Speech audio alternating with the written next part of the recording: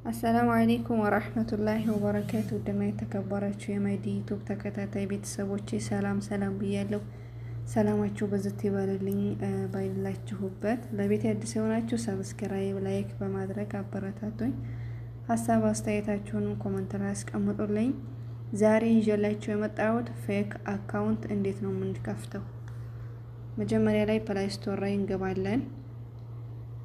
ፕላይ ስቶር ላይ እኔ አፕሊኬሽን እያወረድኩ ነበር። ታይብ እዚህ ጋ አካውንታችን ላይ ፕሮፋይላችንን እንጫናለን። ከዛ ይችን ያት ማዕዘን ምልክቷን ይችን እሷን እንነካታለን። ከዛ ያለን አካውንት ያሳየናል። እንደዚህ እናደርግና አድ አናዘር አካውንት የሚለውን ይኸው እዚህ ጋ የፕላስ ምልክት የሰው ምልክት ያለባትን ይችን እንነካታለን። አድ አናዘር አካውንት ከዛ አሻራ ምናምን ይጠይቀናል ማለት ነው። ስልካችንን በምንዘጋበት እንሰጣለን። ዝጋ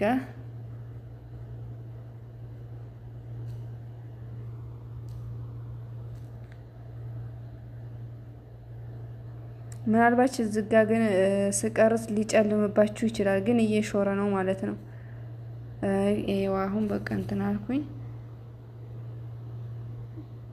ላይጨልምም ይችላል። ብዙ ጊዜ እንደዛ ይሆናል ብዬ አስቤ ነው። እየፈለገ ነው።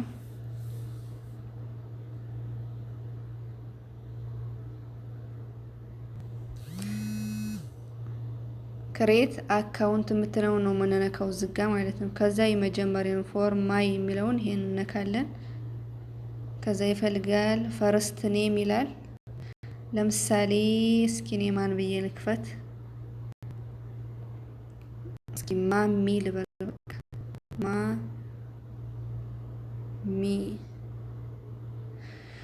እታች ደግሞ የአባት ስም ኤምኤም ለማሳየት ያክል ነው። ከዛ ኔክስት ለዋለሁኝ። እዚጋ የተወለዳችሁበትን ቀኑን ትሞላላችሁ። ለምሳሌ 14። እዚጋ ደግሞ ወራቱን ትመርጣላችሁ።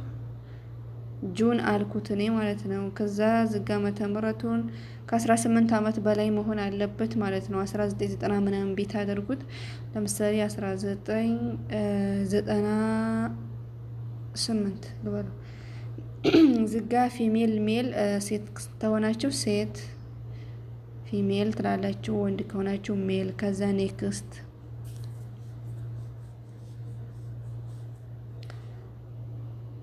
ከዛ ዝጋ መጣ። የኔ መጣልኝ ማለት ነው። በፊት የከፈትኩት እሺ። እስኪ ኔክስት ልበለው። እኔ ላይ አስከፍተኝ ይችላል ማለት ነው ስላለኝ።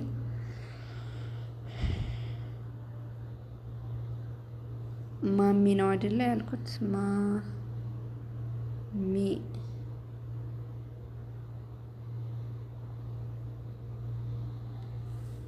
አያው ሶሪ ያለኝ ማለት ነው።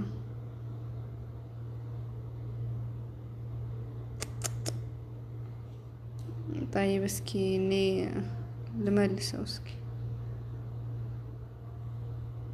ዝጋ ምናልባት እስኪ ሌላ ልሙላበት።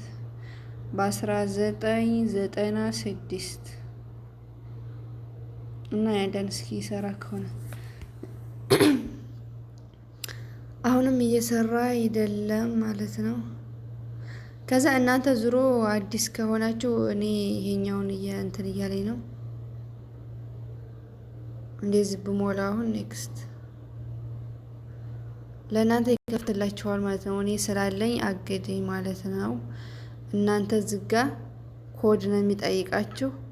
ኮድ ትሞላላችሁ። ከዛ ኔክስት ይላችኋል።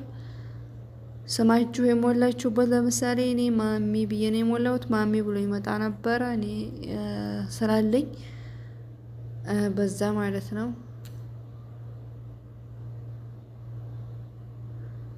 ይሄን ይመስላል። እዚህ ድረስ ካሳየኋችሁ ይበቃችኋል። ያው እኔ ስላገደ ነው። እናንተ በዚህ መልኩ መሙላት ትችላላችሁ። ስማችሁ ከመጣላችሁ ያንን ስማችሁን ነክታችሁ ኔክስት ብላችሁ ከዛ የጎግል ህግ ይመጣል። ያንን ተቀበላችሁ አግሪ ብላችሁ በቃ አካውንት ከፈታችሁ ማለት ነው። በዚሁ አጋጣሚ ደግሞ ጣይባ አንድ ነገር ላሳያችሁ። በዚሁ አጋጣሚ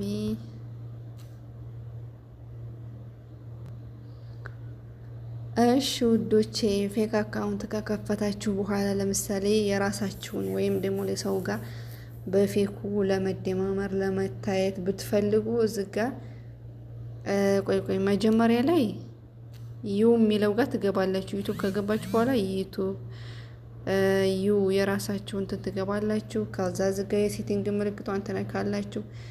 ከዛ እዚህ ጋር ሁለተኛው ላይ ትነካላችሁ።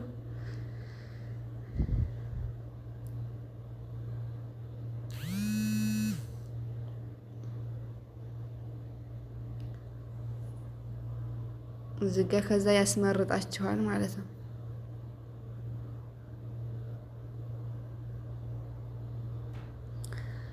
ከዛ ለምሳሌ እኔ ዋናው አካውንቴ መዲና ነው። እዚህ ጋር ደግሞ ልኬብል በዚህ ገባና የራሴንን ቪዲዮ ያለው ከሰዎች ጋር የምታያያለሁኝ ማለት ነው። ይሄንን ይመስላል። ከወደዳችሁት ሰብስክራይብ፣ ላይክ ማድረጋችሁን አትርሱ። ሀሳብ አስተያየታችሁንም አስቀምጡልኝ። ሰላማችሁ ይብዛልኝ።